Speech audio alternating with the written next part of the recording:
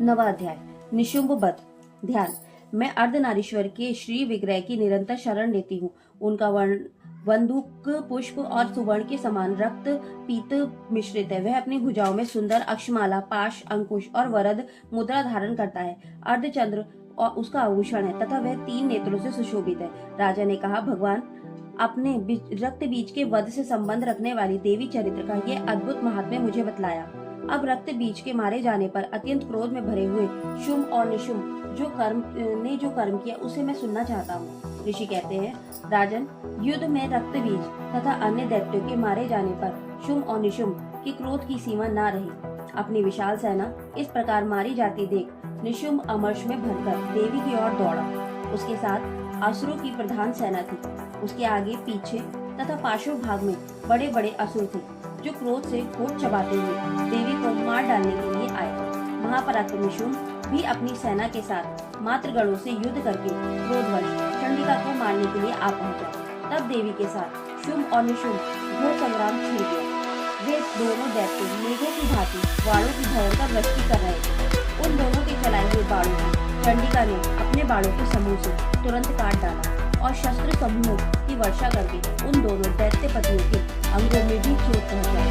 निशुंभ ने तीखी तलवार और चमकती हुई ढाल लेकर देवी के श्रेष्ठ वाहन सिंह के मस्तक पर प्रहार किया। अपने वाहन को चोट पहुंचने पर देवी ने शर्प नामक बाण से निशुंभ की श्रेष्ठ तलवार तुरंत ही काट डाली और उसकी ढाल को भी, जिसमें 8 चांद जड़े थे, खंड खंड कर दिया। ढाल और तलवार के कट जाने पर उस असुर ने शक्ति चलाई, किंतु सामने आने पर देवी ने चक्र से उसके भी 2 टुकड़े कर दिए। अब तो निशुंभ क्रोध से जल उठा और उस दानव ने देवी को मारने के लिए चूर्ण उठाया, किंतु देवी ने समीप आने पर उसे भी मुक्के से मारकर चूर्ण कर दिया। तब उसने गदा घुमाकर चंडी के ऊपर चलाया, परंतु वह भी देवी के त्रिशूल से कटकर भस्म हो गई। तदंतर दैत्यराज निशुंभ को फरसा हाथ में लेकर आते देख देवी ने बाण समूह से घायल कर धरती पर सुला दिया। उस भयंकर पराक्रमी भाई निशुंभ के धराशायी हो जाने पर शुंभ को बड़ा क्रोध हुआ और अंबिका का वध करने के लिए वह आगे बढ़ा। रथ पर बैठे बैठे ही उत्तम आयुधों से सुशोभित अपनी बड़ी बड़ी 8 अनुपम भुजाओं से समूचे आकाश को ढककर वह अद्भुत शोभा पाने लगा। उसे आते देख देवी ने शंख बजाया और धनुष की प्रत्यंचा का भी अत्यंत दुस्सह शब्द किया।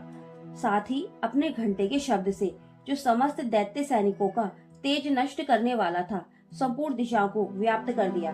तदंतर सिंह ने भी अपनी दहाड़ से इसे सुनकर बड़े बड़े गजराजों का महान मद दूर हो जाता था।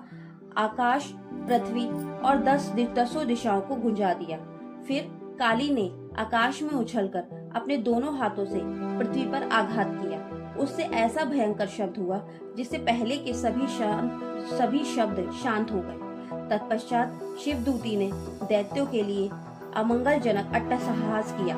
इन शब्दों को सुनकर समस्त असुर थर्रा उठे, किंतु शुंभ को बड़ा क्रोध हुआ।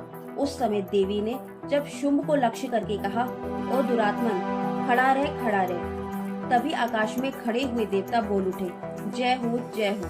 शुंभ ने कहा, वहां आकर ज्वालाओं से युक्त अत्यंत भयानक शक्ति चलाई। अग्निमय पर्वत के समान आती हुई उस शक्ति को देवी ने बड़े भारी यूके से दूर हटा दिया। उस समय शुंभ के सिंहनाद से तीनों लोग गूंज उठे। राजन, उसकी प्रतिध्वनि से वज्रपात के समान भयानक शब्द हुआ, जिसने अन्य सभी शब्दों को जीत लिया। शुंभ के चलाए हुए बाणों के देवी ने और देवी के चलाए हुए बाणों के शुंभ ने अपने भयंकर बाणों द्वारा सैकड़ों और हजारों टुकड़े कर दिए। तब क्रोध में भरी हुई चंडिका ने शुंभ को स्थूल से मारा। उसके आघात से मूर्छित हो वह पृथ्वी पर गिर पड़ा। इतने में ही निशुंभ को चेतना हुई और उसने धनुष हाथ में लेकर बाणों द्वारा देवी, काली तथा सिंह को घायल कर डाला। फिर उस दैत्यराज ने 10,000 बाहें बनाकर चक्रों के प्रहार से चंडिका को आच्छादित कर दिया। तब दुर्गम पीड़ा का नाश करने वाली भगवती दुर्गा ने कुपित होकर अपने बाणों से उन चक्रों तथा बाणों को काट गिराया। यह देखकर निशुंभ दैत्य सेना के साथ चंडिका का वध करने के लिए हाथ में गदा ले बड़े वेग से दौड़ा। उसके आते ही चंडी ने तीखी धार वाली तलवार से उसकी गदा को शीघ्र ही काट डाला। को पीड़ा देने वाले निशुंभ को शूल हाथ में लिए आते देख चंडिका ने वेग से चलाए हुए अपने शूल से उसकी छाती छेद डाला। शूल से विदीर्ण हो जाने पर उसकी छाती से एक दूसरा महाबली एवं महापराक्रमी पुरुष खड़ी रह कहता हुआ निकला। उस निकलते हुए पुरुष की बात सुनकर देवी ठठहाकर हंस पड़ी और खड्ग से उन्होंने उसका मस्तक काट डाला। फिर तो वह पृथ्वी पर गिर पड़ा। तदंतर सिंह अपनी दाढ़ों से असुरों की गर्दन कुचलकर खाने लगा। ये बड़ा भयंकर दृश्य था। उधर काली तथा शिवदूती ने भी अनन्य दैत्यों का भक्षण आरंभ कर दिया। कुमारी की शक्ति से विदीर्ण होकर कितने ही महादैत्य नष्ट हो गए। ब्रह्मांडी के मंत्रपूत जल से निस्तेज होकर कितने ही भाग खड़े हुए। कितने ही दैत्य महेश्वरी के त्रिशूल से छिन्न भिन्न हो धराशायी हो गए। बारही के थूथनों के आघात से कितनों का पृथ्वी पर कचूमन निकल गया। वैष्णवी ने भी अपने चक्र से दानवों के टुकड़े टुकड़े कर डाले।